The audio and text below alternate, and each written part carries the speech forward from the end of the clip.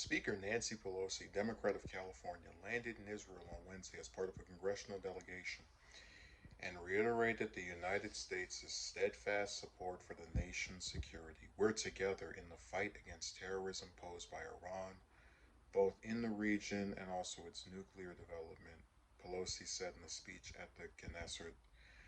Israel's proximity to Iran is a concern to all of us. Pelosi traveled to Israel with around a dozen other congressional lawmakers, including Democratic Representatives Adam Schiff, Ted Dutch, and Barbara Lee. Some members will also be traveling to Germany and the United Kingdom.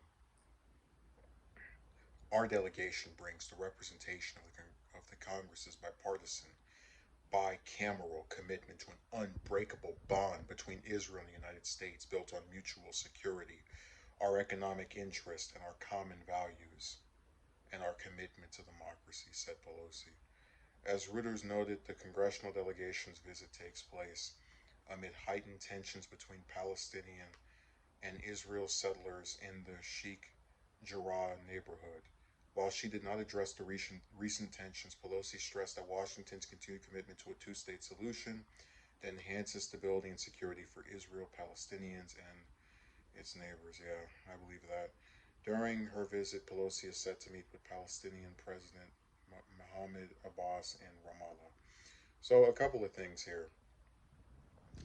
I am someone who is sympathetic toward Iran, the people there, but also to an extent the government as well, at least when it comes to its relations with the US. And the reason for that is a couple of years ago, when Trump pulled out of the Iran nuclear deal, I thought it was one of the dumbest things I've seen anyone do since being someone who's actively kept up with politics, because I thought the deal was very good. Um, and it was being ripped up, not because Iran wasn't complying with it, but because of flimsy opposition by conservatives. So to have a to I guess to look at things from Iran's perspective, you have a country whose current Speaker of the House right now is saying that it's worried about the terrorism that you pose and your nuclear development. When a couple of years ago, you had an agreement which you agreed to with the United States that allowed them to see your nuclear agreement ripped up in front of your eyes by the current maniac they had in the White House.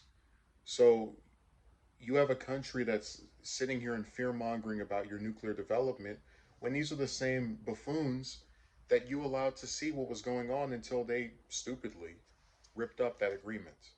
Basically, it's hard to take Pelosi seriously when Iran tried to follow terms that we agreed to, and when they did this, we spit in their face by ripping up the Iran nuclear deal. When you go over to and it's every time I do a story about Israel, it's the same thing. Some U.S. politician talks about all of our shared interest and values. I talk about how either those values don't align, or if they do align, they're both hypocrites. Then you have somebody in the comment section accuse me of being anti-Semitic, even though I didn't say a single bad thing about Jewish people. And we're strictly referring to the Israeli government in the same way that we criticize the United States government, and governments can't have religion. But I guess just for the sake of, I guess, repetition, because it is something that we need to see repeatedly. Not trying to make a pun there. If you want to go over to common values, commitment to democracy, it's like the U.S. We've talked about its strong, unbreakable bond with Saudi Arabia, which is the opposite of a democracy. Um, we've talked about, you know, what are the common values of the United States and Israel? Are those common values abusing human rights? We sat here and we cried all about China and their supposed abuse, right? But what what concern do you see coming out of Pelosi in regards to the U.S. for several years assisting the Saudi Arabian government in bombing innocent people in Yemen, and then even after getting out of this conflict, no longer supporting it, quote unquote, we still sell weapons to them to allow them to continue this massacre, the worst humanitarian crisis in the world. Um, And on the flip side of that coin, what do you have to say about Israel's human rights record? You know, kicking Palestinians out of their homes, invading their settlements, treating them like subhuman pieces of garbage.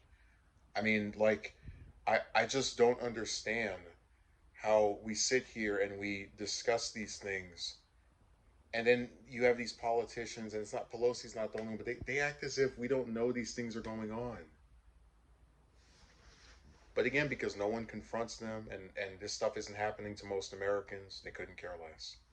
So I guess I already know my answer. Unbreakable bond between Israel and the United States. You know, being so tied to another country that when it does bad things, you turn a blind eye. It's never good. If the United States was, which I take that back, it is, but you know, you look at that was it 5 6 year period we were aiding Saudi Arabia and bombing Yemen. I wanted people to criticize us, whether that's other Americans, other people in different countries. I was all for it. The waterboarding that we've done, any screwed up thing we do to other human beings, I'm all for people having a problem with, and that includes other governments as well.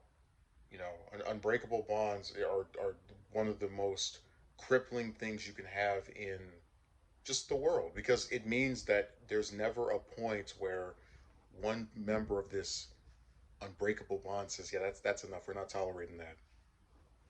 So it's sad that the U.S., like, you have U.S. politicians. Well, we need to support Israel because they're the only democracy in the Middle East. Yeah, you get support by default instead of actually doing something to earn it.